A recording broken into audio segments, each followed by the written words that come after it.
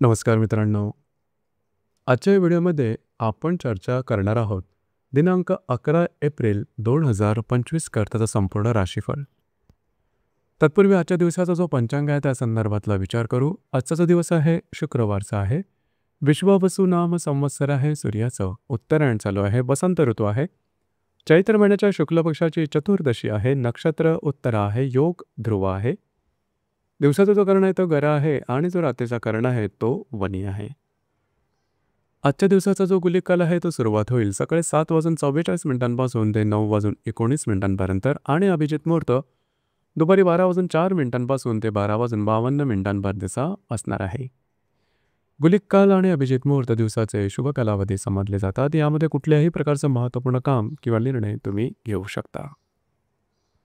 याचप्रमाणे आजच्या दिवसाचा जो राहू काळ आहे तो सुरुवात होईल सकाळी 10:53 ते 12:28 आणि यमगंड काळ दुपारी 3:37 ते 5:11 असणार आहे. राहू काळ आणि यमगंड काळ दिवसाचे अशुभ कालावधी समजले जातात. यामध्ये कुठल्याही प्रकारचं महत्त्वपूर्ण काम किंवा निर्णय घेऊ नका. याचप्रमाणे आजच्या दिवसाचा जो चंद्र आहे हा चंद्र संपूर्ण दिवस कन्या राशीमध्ये भ्रमण करणार आहे. हा चंद्र नेपच्यून बरोबर परत योग करणार आहे. ही ग्रहस्थिती लक्षात घेऊन 12 राशींचं राशीफळ का असेल त्या संदर्भातली चर्चा आता आपण सुरुवात करू.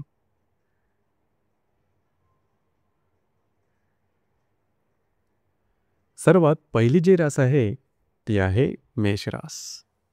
मेष राशीच्या 6व्या स्थानात चंद्राचं भ्रमण आहे.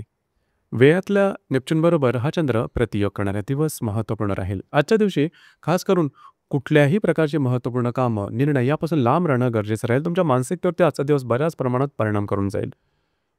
याचप्रमाणे जे तुमचं कार्यक्षेत्र असेल त्या संदर्भातले सुद्धा कुठल्याही प्रकारचे निर्णय घेऊ नका. आजच्या दिवशी मौनम सर्वार्थ साधनम या सुभाषिताप्रमाणे राहणं गरजेचं राहील. दिवस तुमच्यासाठी अशुभ फलदायी असाच असणार आहे.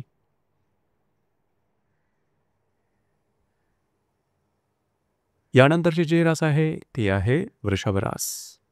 वृषभ राशीच्या 5व्या स्थानात चंद्राचं भ्रमण आहे. लाभातल्या नेपच्यून बरोबर हा चंद्र प्रतियोग करणार आहे.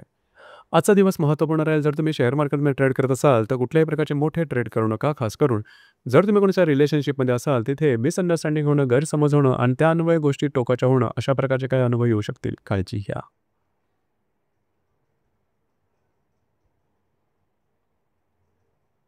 यानंतरची जी रास आहे ती आहे मिथुन रास.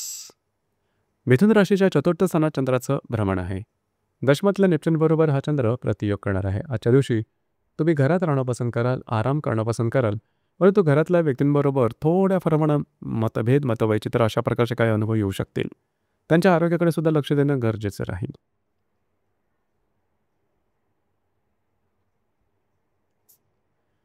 त्यानंतरची जी रास आहे ती आहे कर्क रास.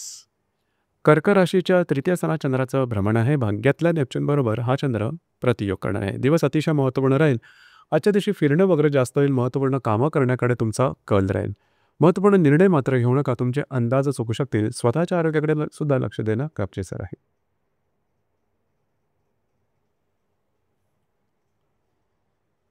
यानंतरची जी रास आहे ती आहे सिंह रास.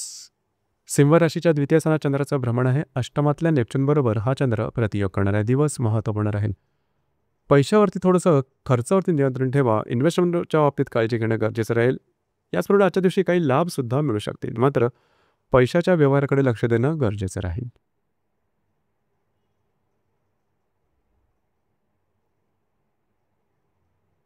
यानंतरची जी रास आहे ती आहे कन्या रास. कन्या राशीमध्ये चंद्राचं भ्रमण आहे. सप्तमातल्या नेपच्यून बरोबर हा चंद्र प्रतियोग करणार आहे. आज तुमचा कॉन्फिडन्स एनर्जी लेवल खूप चांगल्या प्रकारची दिसून येईल. जी कामं हाती घ्याल ते मार्गी लागू शकाल, परंतु वैवाहिक जीवनामध्ये त्रासदायक गोष्टींना सामोरं लागू शकेल. गैरसमजांपासून लांब राहणं गरजेचं राहील. छोट्या मोठ्या गोष्टींवरती निर्णय घेताना मात्र काळजी घेणं आवश्यक राहील.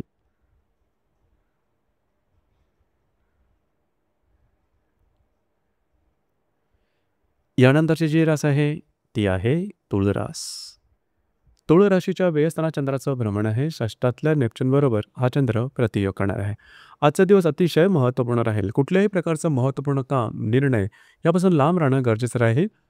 त्याचप्रमाणे जे तुमचं कार्यक्षेत्र असेल त्या संदर्भातलं स्ट्रेस, टेन्शन, फ्रस्ट्रेशन जास्त प्रमाणात दिसून येतील. फसवलं जाणं अशा प्रकारच्या काही गोष्टी समोर येऊ शकतील. प्रलोभनापासून लांब राहणं अत्यंत आवश्यक राहील.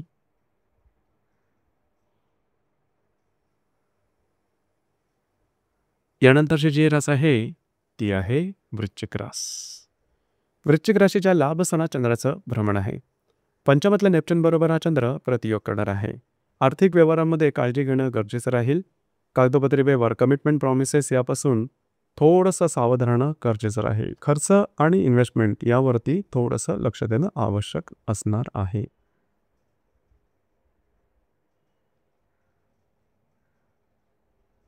यानंतरची जी रास आहे ती आहे धनुरास. धनुराशीच्या 10व्या सणा चंद्राचं भ्रमण आहे. चतुर्थातल्या नेपच्यून बरोबर हा चंद्र प्रतियोग करणार आहे. दिवस महत्त्वपूर्ण राहील. खास करून जे तुमचं कार्यक्षेत्र असेल त्या संदर्भातले महत्त्वपूर्ण निर्णय आजच्या दिवशी घेऊ नका. तुमचे अंदाज चुकू शकतील. काळजी घ्या.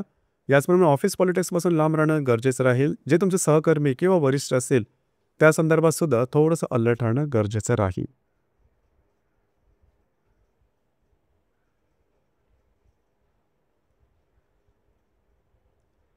यानंतरची जी रास आहे ती आहे मकर रास.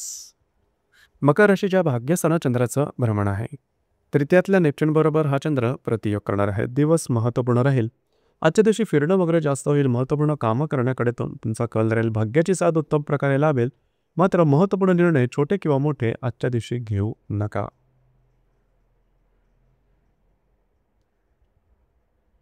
यानंतरची जी रास आहे ती आहे कुंभ रास.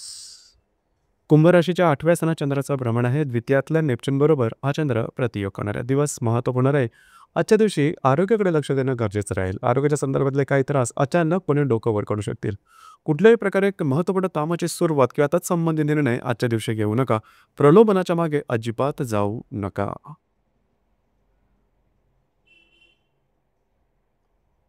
यानंतरची जी रास आहे ती आहे मीन रास. मीन राशीच्या 7व्या सणात चंद्राचं भ्रमण आहे. तुमच्याच राशीतल्या नेपच्यून बरोबर हा चंद्र प्रतियोग करणार आहे. दिवस महत्त्वपूर्ण राहील. खास करून वैवाहिक जीवनामध्ये गैरसमजामुळे काही मानसिक त्रास किंवा तणाव येऊ शकतील. काळजी घ्या. स्वतःच्या भावभावनांवरती नियंत्रण ठेवणं गरजेचं राहील. दिवस तुमच्यासाठी सामान्य स्वरूपाचा दिसून येईल. तर मित्रांनो, हे होतं दिनांक 11 एप्रिल 2025 करताचं संपूर्ण राशीफळ. धन्यवाद.